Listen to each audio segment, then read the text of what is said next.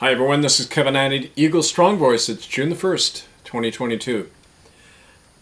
Well, I'm writing this in a fairly strong sense of outrage and disgust now that the very people who put all those Indigenous children in the ground in Canada are now claiming the graves don't even exist. So I wrote this called The Great Canadian Whitewash. Where did all those dead little Indians go? And why are we supposed to forget about them now? People should remember the quote of Anglican residential school principal John Zimmerman in Brantford at the Mohawk School when he wrote to the government in 1948 and said, "We have had to start burying children 2 and 3 to a grave." Or Constable Jerry Peters of the Royal Canadian Mounted Police, who said to me on August 5th, 1997, "We can't open those kids' graves at the Alberni School. It would be too huge an investigation." Maybe Simon Wiesenthal has the final word. He said, "When mass murder is officially sanctioned, there can be no truth and no justice." Well, you know, things can get pretty absurd when the serial killers investigate themselves. Back in the 1960s, the Ku Klux Klan sheriffs in Mississippi saw nothing wrong at all with conducting the autopsy on the people they had murdered, the civil rights workers who they had killed and thrown in a swamp, and then after the autopsy announcing that these folks died of natural causes. Because after all, the Klan investigators were the law. Well, here in the Great White North, the legal lynchings are no less surreal, but they're far more hidden. Canadians have never had the honesty of our southern neighbors when it comes to wiping out the others, camouflaging our racially targeted mass murder and pious language and self-exoneration. In the spring of 1891, Church and Crown began systematically exterminating Aboriginal children in special internment camps deceptively called Indian residential schools, established by a secret ordinary council. By the government's own records, over half of these children who went in there never came back. Over at least 60,000 children. And all of the truth is right here online at murderbydecree.com. All of the records proving that. And it's been out for many years, in case people can plead ignorance.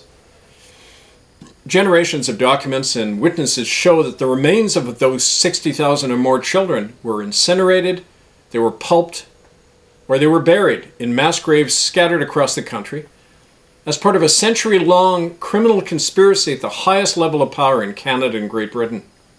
That conspiracy sprouted its ugly head this past week when the traditional accomplice of a genocidal Canadian church and state, the corporate media, issued the following big lie on May 23rd. In the Canadian press, quote, "After a year, no evidence exists that children were buried at former Indian residential schools." After a year? Well, maybe IQs have suddenly plummeted in editorial offices, but independent forensic investigations at these mass graves have been going on since at least 1907, and as recently as the fall of 2011 and early 2017. And yet none of the hard evidence from those digs and the voluminous research accompanying them has ever found its way into the Canadian press.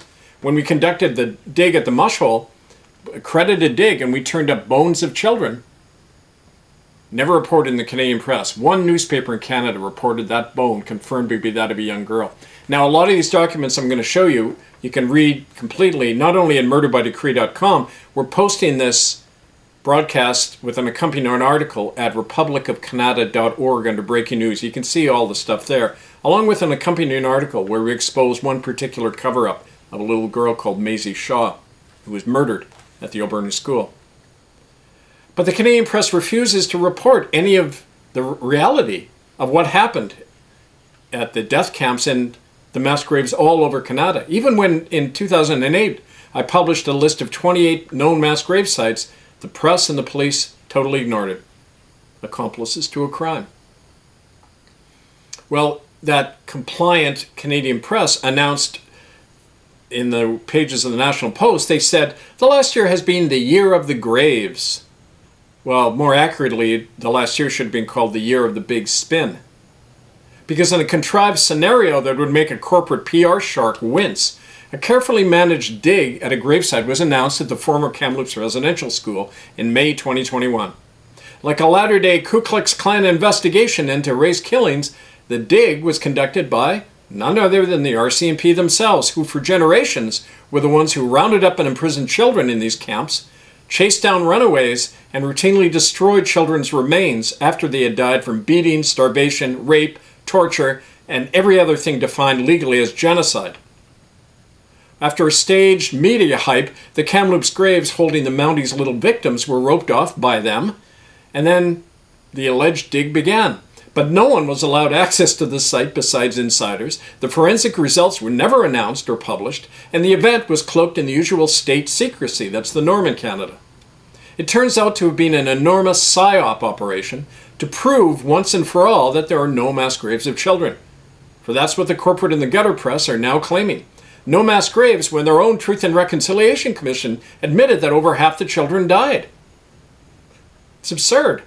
In fact, what it proves is not that the graves don't exist, it proves the opposite. That the Crown, the Church, and big money that murdered so many children are still trying to desperately whitewash their memory, because the crime is continuing, as is the attending camouflage. The official duplicity and night and fog surrounding 60,000 dead little children is nothing new. The stage-managed Truth and Reconciliation Commission, or TRC, set up in 2008 by the guilty churches and government to investigate themselves, the TRC forbade the naming of names or the location of mass graves. It also allowed the churches to scrub their records and was eventually even authorized by the Supreme Court of Canada to destroy any of the evidence given to them that might be incriminating. Well, so much for the legal inviolability of crime scene evidence in Canada when the highest so-called court says you can destroy any crime scene evidence you like if it involves Native children. Well, these criminal shenanigans by the government and Crown courts are very familiar to me. Since 1995, I've had the blessing and the curse of being at the heart of the movement to expose the Canadian genocide.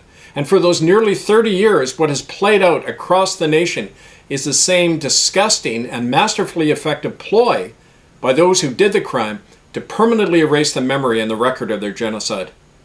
Not only at Kamloops last year, but for decades, the RCMP, the churches, and the government have systematically destroyed buried remains, silenced eyewitnesses, and relied on a controlled media and academia to restrict the residential school narrative and the legal litigation to a matter of allegedly random and long past, quote, abuses. But to do that kind of cover-up, they've had to ignore and suppress the actual residential school evidence, since that evidence indicates that mass murder was always the aim and the result of these camps from the very beginning, and that far from stopping, the same crimes are carrying on today.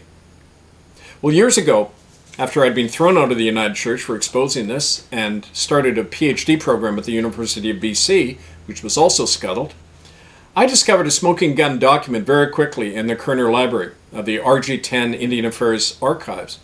And you can't see it, like I say, at republicofcanada.org under breaking news. You'll see all these documents once this is posted.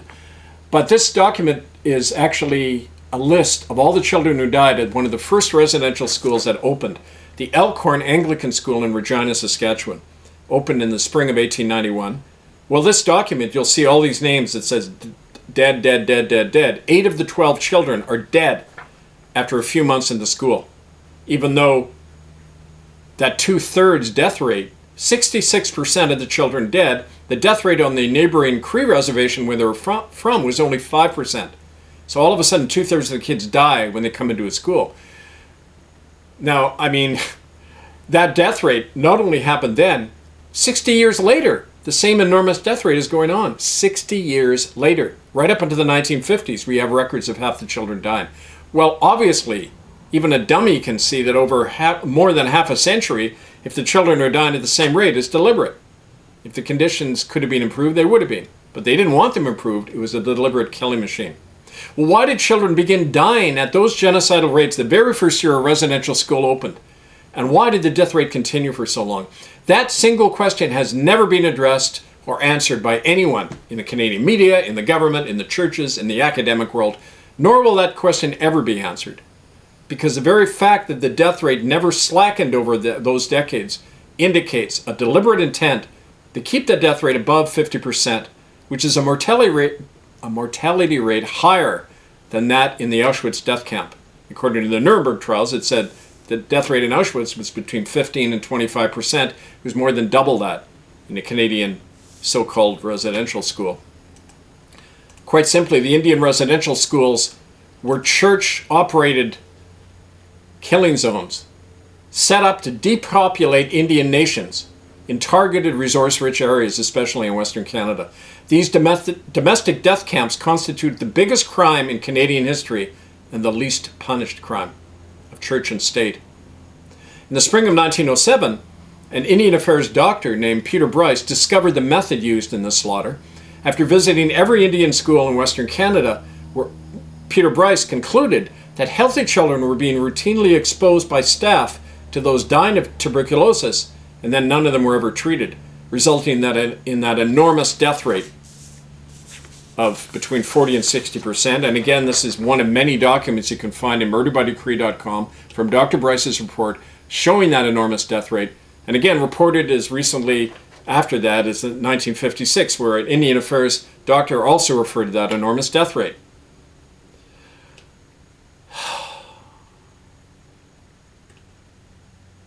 Well, this murderous practice by school staff was not random.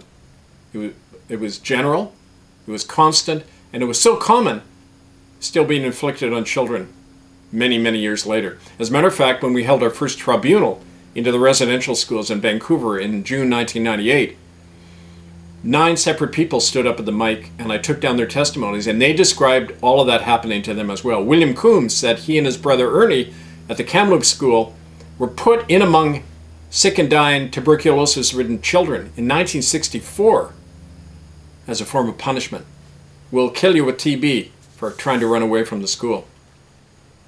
Again, this was not unusual, as reported on the front page of the Ottawa Citizen in 1907. Schools Aid White Plague, front page of the major Canadian newspaper 115 years ago now. Well, no one can meaningfully discuss or even investigate the mass graves of Native children without considering who and what caused their death and the enormity of that death rate over many decades. But that's exactly what Canada, its courts, and the complicit media have all done, fogging those causes of the deaths in their painting of the issue as a crime without criminals and without resolution. Now, of course, genocidal regimes always act like that, especially when the graves of their victims start opening and their domestic populations are told to swallow these deceptions. Well, normally any of us can see through a lie, especially a lie this enormous, unless we have need of the lie. And what is clear is that Canada in this year of 2022 has a desperate need to forever erase any investigation of the mass graves of children who continue to die at the hands of big money, and specifically China, who are now the de facto owner of Canada's West Coast thanks to Justin Trudeau's Foreign Investment Protection Act, which handed over the entire country to China. According to a Tsimshian native elder in northern British Columbia, quote, "Just look where most of our people keep going missing, along the Highway of Tears. It's where PetroChina's liquid natural gas pipelines are, and where China is settling all of their illegal immigrants to grab our lands. There's dozens of fresh graves of our people between Terrace and Prince George. They're getting murdered by the Chinese and Mounties to get the oil and gas," unquote. When we remember the fallen children of these death camps and refuse to deny their slaughter, we also recall the thing that exterminated them, and we see it still operating today and feel its coils tightening around our own lives. That's why we must learn the lesson, deny the big lie, and strike back at this monster while we still can. It's now threatening all of us. Stand by for more at murderbydecree.com, republicofcanada.org. This is Kevin Annett, Eagle Strong Voice. Thank you.